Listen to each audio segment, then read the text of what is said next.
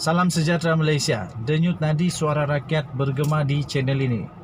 Tuan-tuan dan puan yang dihormati sekalian, dari dulu sampai sekarang ada ura-ura kononnya Pakatan Harapan, Pejuang, Muda dan Warisan perlu bersatu dan boleh bersatu serta mesti bersatu.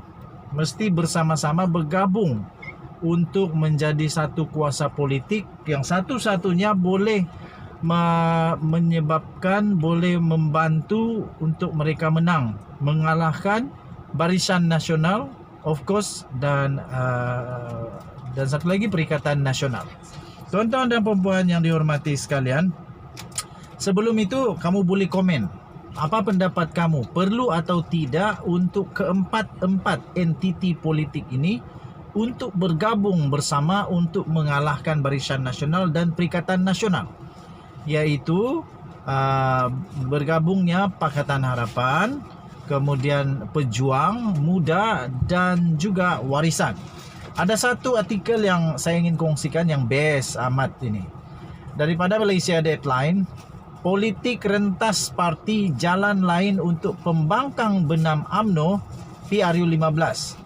Ditulis oleh Dr. Abdul Rahman Ahmad, 23 Mei 2022, diterbitkan di Malaysia Deadline. Keputusan sebulat suara mesyuarat Majlis Tertinggi UMNO MKT UMNO untuk mencalon dan mengangkat Ismail Sabri Yaakob sebagai Perdana Menteri telah melancakkan sekali lagi rentak paluan gendang PRU 15. Ramai ahli-ahli UMNO merasa lega dengan pengumuman tersebut kerana ia telah mengurangkan ketegangan dan persaingan dalam kalangan pemimpin UMNO. Namun terdapat juga suara yang tidak meyakini akan keputusan tersebut apabila merujuk kepada apa yang telah berlaku di Johor apabila Hasni Mohamad yang tiba-tiba telah digantikan dengan On Hafiz Ghazi. Terdapat suara pula mencadangkan supaya Perdana Menteri Datuk Seri Ismail Sabri Yaakob dilantik sebagai pengarah pilihan raya Barisan Nasional, memandangkan kedudukannya sebagai Perdana Menteri Malaysia setakat ini yang mempunyai kuasa dan terus berkuasa sebagai Perdana Menteri dalam kerajaan sementara caretaker government setelah terbubarnya parlimen nanti. Terdapat juga suara yang menghendaki supaya Ismail Sabri dilantik terus sebagai pengerusi Barisan Nasional bagi membolehkan beliau bertindak secara total untuk bertanggungjawab sepenuhnya terhadap perjalanan pilihan raya PRU 15 yang akan datang dan terus saja untuk membentuk kerajaan baru sekiranya Barisan Nasional berjaya memperoleh kerusi majoriti. Secara umumnya, dalam kalangan penganalisis politik pula, ramai pula berpendapat bahawa PRU 15 akan tetap berlaku dalam tempoh waktu yang terdekat ini berdasarkan beberapa faktor semasa yang wujud. Faktor utama adalah of course tentang kedudukan ekonomi negara yang kurang stabil, berpunca daripada kelemahan pemerintahan yang ada sekarang ini.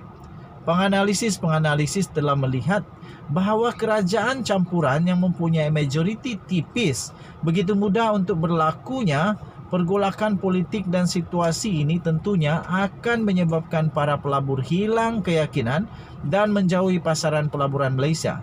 Secara tidak langsung akan memberi kesan ke atas kemajuan ekonomi negara. Apa pendapat kamu? Betulkah tidak?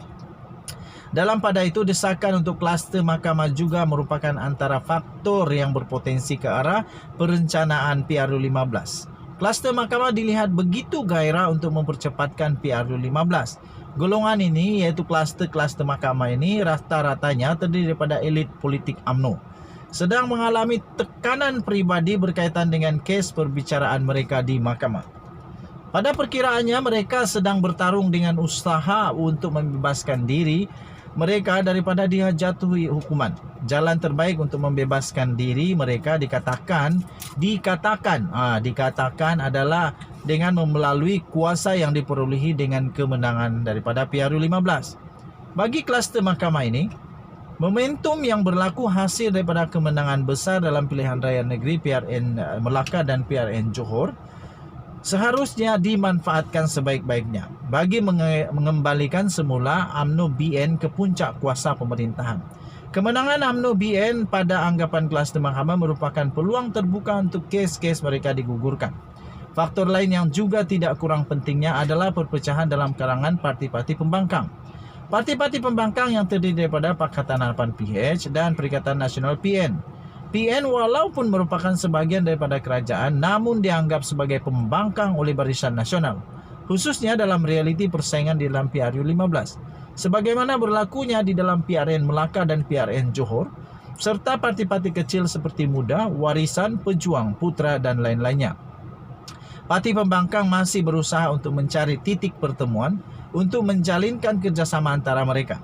Tambahan pula dalam suasana kempen pemilihan kepimpinan parti PKR yang sedang berlangsung kini, terdapat pihak yang menjadi jago secara terang-terangan menolak konsep kemah besar. Bagi kumpulan jago ini, mereka merasakan PKR boleh berdiri sendiri dengan membentuk jati diri dan keupayaan parti untuk menawan hati rakyat. Malah ada suara yang lebih lantang berani menyatakan jika perlu PKR boleh bersendirian dalam PRU 15 nanti. Apapun faktor yang dibicarakan, berdasarkan sejarah yang lepas, PRU jarang berlaku dalam tempoh masa genap 5 tahun. Tempoh PRU sejak tahun 1974 iaitu yang keempat hingga ke-14 kebanyakannya berlaku dalam tempoh 4 tahun. Kecuali bagi PRU ke-9 iaitu 1990 hingga 1995 dan ke-11 iaitu 1999 sehingga 2004. Ke-13 juga 2008 sehingga 2013 dan ke-14 yaitu 2013 hingga 2018. Tempo yang berlaku juga semuanya di bawah pentadbiran Kerajaan Barisan Nasional yang menang majoriti besar selaku kerajaan pemerintah. Kini tempo bagi PRU akan memasuki tempo genap 4 tahun pada 8 Mei 2022 nanti. Oleh itu, ia adalah tempo yang dikira berdasarkan sejarah ruang masa membolehkan PRU diadakan. Cuma dalam konteks pentadbiran kerajaan Malaysia, tarik PRU menjadi rahsia dan ia diletakkan sebagai satu tarik yang hanya memberi kelebihan kepada parti pemerintah. Ini berbeza dengan negara lain misalnya Indonesia yang sudah menetapkan tarik pemilihan umum pemilu iaitu pada April 2024. Rahsia ini dianggap satu kelebihan kepada parti pemerintah untuk memerangkap atau membuat parti lawan tidak cukup membuat persediaan yang cukup. Justeru pimpinan PN mengambil langkah bertemu dengan Yang Amat Berhormat Ismail Sabri Yaakob untuk menjelaskan bahawa sekiranya PRU 15 hendak diadakan, maka ia perlu dimaklumkan terlebih dahulu kepada PN selaku rakan dalam pemerintahan semasa. Apakah harapan PN akan tertunai atau masihkah PN mengharapkan kejujuran BN untuk mendapat tarik PRU 15 secara bersama? Sebagai pemerhati politik, ramai ada rasanya amat wajar sekali pihak PN tidak lagi mengharapkan sesuatu daripada Barisan Nasional. Perikatan Nasional perlu meletakkan titik noktah dengan BN dan kembali mengadakan rundingan dengan PH untuk mengadakan kerjasama dalam PRU 15, bukan bergabung, agar apa yang dimiliki sekarang dapat dipertahankan. Begitu juga dengan PH. Percaturan harus dilakukan untuk memastikan apa yang telah dimiliki masih boleh dipertahankan. Perlu diingatkan bahawa PN dan PH mempunyai kekuatan masing-masing dan akan menyebabkan berlakunya perpecahan undi sekiranya pertembungan berlaku di antara PN dan PH pada PRU 15 nanti. Hasilnya BN juga yang akan meraih kemenangan mungkin dengan majoriti yang lebih besar. Berdasarkan kepada keputusan PRU 13 pada tahun 2013 yang lalu telah memberi sinaran kepada pihak pembangkang terutamanya Pakatan Harapan PH.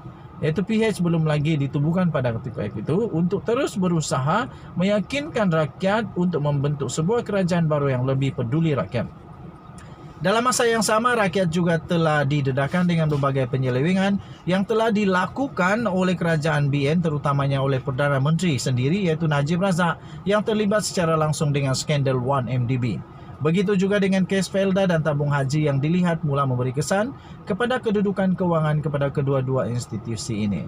Namun yang memberi kesan terus kepada rakyat adalah GST yang menjadikan rakyat terpaksa menanggung bebanan sara hidup yang tinggi yang sangat mencengkam.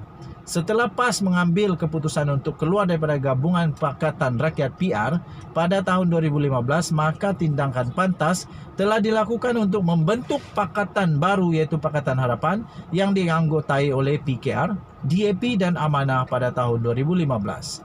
Dengan beberapa konvensyen telah diadakan, PH dilihat begitu mantap dan berjaya mempengaruhi rakyat. Keyakinan rakyat untuk menentang Barisan Nasional amat ketara lagi apabila isu-isu besar telah menarik perhatian pelbagai lapisan masyarakat sehinggalah tercetus deklarasi rakyat yang diketuai oleh Tun Mahathir Mohamad. Rakyat telah mulai dapat diimpunkan dalam pelbagai program yang dianjurkan oleh Pakatan Harapan dan juga kumpulan deklarasi rakyat. Selanjutnya, PH diperkuatkan lagi dengan penyertaan Parti Pribumi Bersatu Malaysia PPBM setelah ditubuhkan oleh Tun Mahathir Mohamad dan rakan-rakan pada September 2016 yang lalu. PPBM telah menghimpunkan beberapa bekas pemimpin tertinggi UMNO seperti Tan Sri Muhyiddin Yassin, Datuk Seri Mukris dan beberapa tokoh korporat yang lain. Hasilnya, rakyat telah melihat segala isu-isu yang dikemukakan itu benar-benar memberi kesan kepada kehidupan rakyat.